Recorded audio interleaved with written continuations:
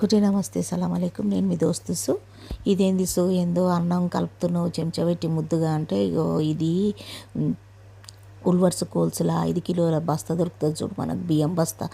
అది కొనుక్కొచ్చిన Indian grocery షాప్కి నీకు టైం లేకుండే అయితే తెస్తే జర ఆగండి ఆవలింతలు వస్తున్నాయి. అయితే తీసుకొస్తే అది ఎంత గట్టిగా ఉన్నాయమ్మా ఈ బియ్యము. ఒకప్పుడు ఈ బాస్మతి బియ్యము ఉల్వర్ స్కూల్స్ నుంచి తెస్తే 10 ఇండ్లకు వాసన వస్తుండే, గుమ గుమ గుమ గుమ.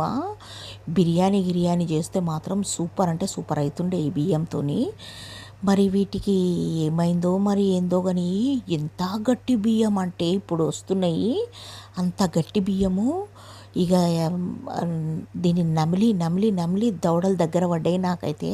ఇక నేనేమనుకున్నా అంటే అమ్మో కుక్కర్లు వద్దు తల్లి, డైరెక్ట్గా దీన్ని ఉడకబెట్టి గంజి వంపుదాము జర బాగా మెత్తగా అయిన తర్వాత అని ఇక దీంట్లో ఈ గిన్నెలు వేసేసి దీన్ని గంజి తీద్దామని చేస్తున్నా. ఇదైతే దొండకాయ ఫ్రై, ఈ డయాబెటీస్ పేషెంట్స్ కోసం అనేసి ఇంకొక వీడియోలు ఉంది చూడండి. ఇక గీమెవరిమే జరగమా నువ్వు ఒకటి. అయితే ఇక ఈ బియ్యం మాత్రము ఎట్లా ఉన్నాయంటే ఎంత గట్టిగా ఉన్నాయంటే పచ్చి నూడిల్స్ ఉంటాయి చూసినా, పచ్చి నూడిల్స్ నమ్ములతో ఎట్లుంటాయి అవి అట్లనే ఉన్నాయి. అబ్బా నేనైతే పరేషాన్ అయిపోయినా తెలుసా. పెళ్ళిళ్ళల్లో మనం పోయినప్పుడు దగ్గర కూర్చున్నాం అనుకో, పెళ్ళిళ్ళ అదేంది పందిరికి దగ్గర కూర్చున్నప్పుడు అక్షంతలు వేసినప్పుడు మొత్తం అందరు కలిసి ఒకటేసారి అక్షంతలు వేయంగా వచ్చి తల మీద దెబ్బ తగులుతుంది చూసినావా, ఇట్లా బా అనేసి ఆ టైప్లో ఉన్నాయన్నమాట ఇవి. ఆ నెత్తి మీద పడితే ఎట్లా దెబ్బ తగులుతుంది అక్షంతలది ఒకటేసారి ఒక 100 మంది వేస్తే. ఇది అట్లా నోట్ల అక్షంతలు పడ్డట్టున్నది అనమాట ఇది.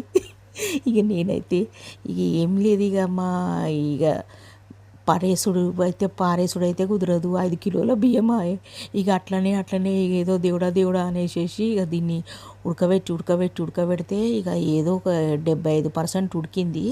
ఈ దరిద్రులు ప్లాస్టిక్ గీస్టిక్ ఏమైనా కలుపుతుర్రా ఏంది, నాకైతే బియ్యంలో డౌటే వస్తుందబ్బా. ఏడ చూడు కానీ ఇట్లనే చేరిండ్రు మంది అంతా, అర్థమే అయితే లేదు నాకైతే.